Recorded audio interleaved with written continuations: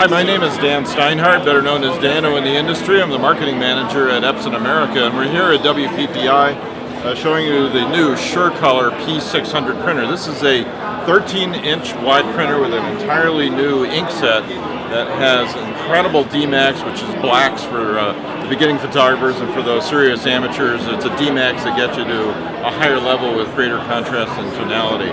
We have three of the printers here. One is for printing a panorama because you can do rolls on this. We also are printing from photo black with traditional photographic papers. And over here we're printing with cotton fiber papers, also known as fine art papers. And this shows the fine art feed mechanism. It makes it very easy to load these.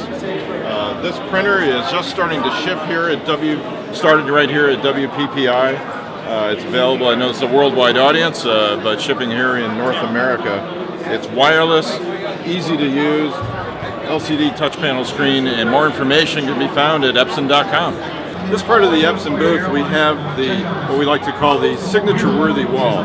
Epson makes a lot of papers, and many people come to us and say, which papers should I use for what? And we have identified the very best papers for photographers, meaning they're worthy of a photographer's signature. And they're a mix of papers that use either the photo black ink or the matte black ink. The matte black ink is used on matte papers in order to boost DMAX, such as the watercolor, Epson exhibition watercolor papers, and some of the canvas papers in matte, and what people would call the fine art papers, which are really cotton fiber papers, and they're right behind me.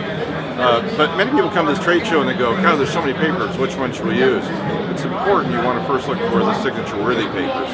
Then you want to decide, gee, am I a person that loves a lot of contrast, a lot of color gamut, a lot of sharpness, or do I like the more painterly fine art papers? And then once you make that decision, you can decide, gee, do I like things that are textured or do I like things that are smooth? And that's the way this wall is laid out to help you get to those 2 or 3 papers that make the most sense. We have a sample pack that people can try, but it's real important to try that first and then focus in on 2 or 3 papers and get to know those papers and live with them, and then you can get really good at it and become an expert in those papers to know them. But if you try to stock 20 different papers for every situation, my experience has been you stop printing because you don't know which is which. Find those 2 or 3 with those parameters, and this wall is designed to help make those decisions. An exciting thing that's happened recently in photographic printing is the ability to print on metal. You probably can't see this directly on video, but these are actual metallic prints on metal. And the technology has been around for a little while. It's known as dye sublimation.